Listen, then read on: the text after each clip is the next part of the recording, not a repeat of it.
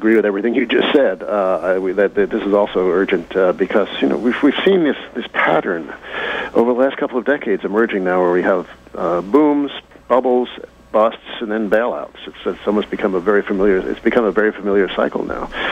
It may the region or the instrument may change, but it's just the same pattern, and it's a very reckless thing. It's a very wasteful thing, a very dangerous thing, and but the Wall Street has developed this almost what you think of as a protection racket. They create these new classes of securities or new modes of speculation, create dangerous bubbles that then burst, and then the Federal Reserve has to come in and bail them out. Or in the case of the savings and loans in the late 80s, the federal government comes in and spends $200 billion without any kind of serious debate.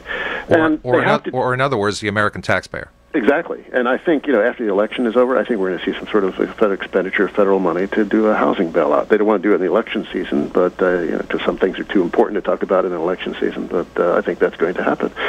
And, the Fed has no choice. The government has no choice. They can't let the savings and loans go under because God knows what would happen. Or, the whole Bear Stearns thing threatened to bring down the whole financial system. Then they're emboldened to do it again. But why be careful if you know that you're going to get bailed out? I mean, the old talk of moral hazard is very accurate.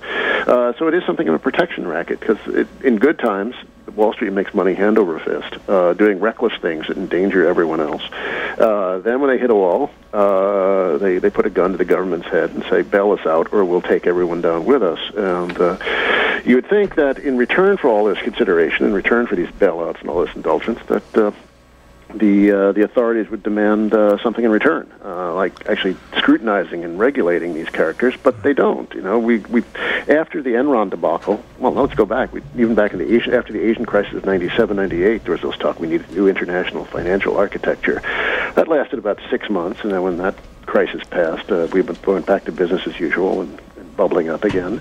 After the Enron and WorldCom and all that stuff in the early 2000s, we heard, similar. We can't go through. We have to do something about this.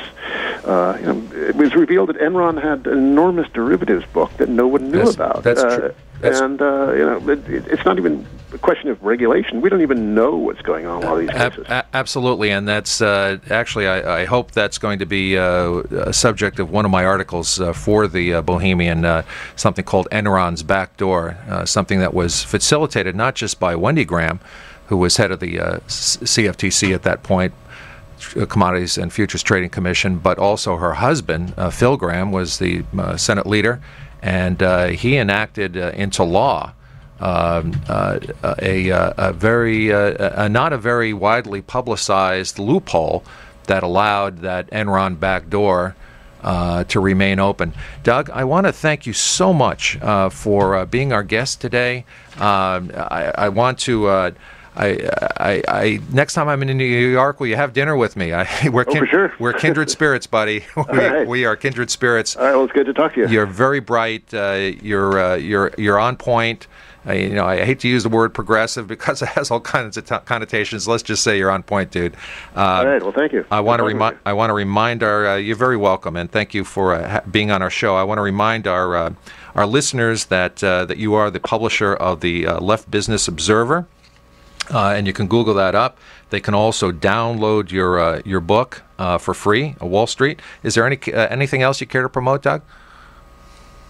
Okay, he's off the air. We're going to take a quick break and line up our second guest, Ed Krug, who will speak on the current real estate market and what the short and intermediate prospects are. Well, we're back with Jay Johnson and John Sakowitz on The Truth About Money. Just trying to rustle up our second guest, Edward Krug, who's the president and CEO of Horizon Land and Loan. He's a workout specialist in distressed real estate projects and non-performing real estate loans. When I spoke to him yesterday, he was at a hedge fund conference in Las Vegas, and we're having trouble reaching him. So let's give out the numbers, John. Let's give out the numbers. Take some calls from callers if there's anybody interested. And where is that at? We are at... our phone numbers are here at our Philo studio is 895-2448. That's 895-2448. or if you're calling from out of the area, 1-800-499-7117. That's 1-800-499-7117. And we'd love to hear from. We had a bunch of calls when Mr. Henwood was on the phone. I just didn't. He's a hard guy to interrupt. He makes so much sense. Looks like we have a call. Yeah, just a shout out to Mother Jones magazine. The current issue is "This Was No Accident: Who Wrecked the Economy and Why They Worked for John McCain."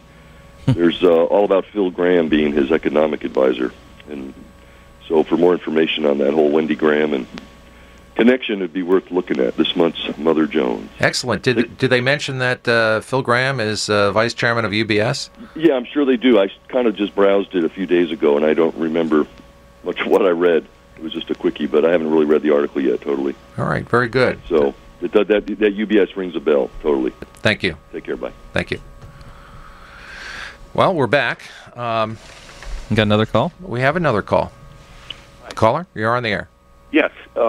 In the February issue this year of Harper's Magazine, Eric Jansen wrote an article called "The Next Bubble, Priming the Markets for Tomorrow's Big Crash," in which he suggested that given what the engines are of our economy, which he called FIRE, which stands for finance, insurance, and real estate,